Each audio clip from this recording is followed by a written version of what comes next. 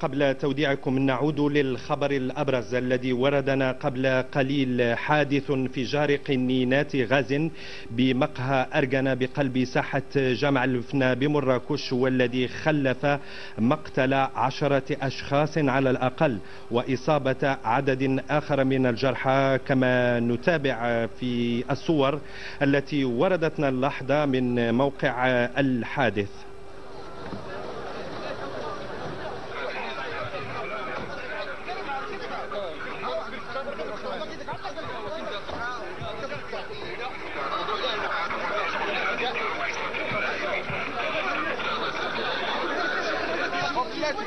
Vous l'avez le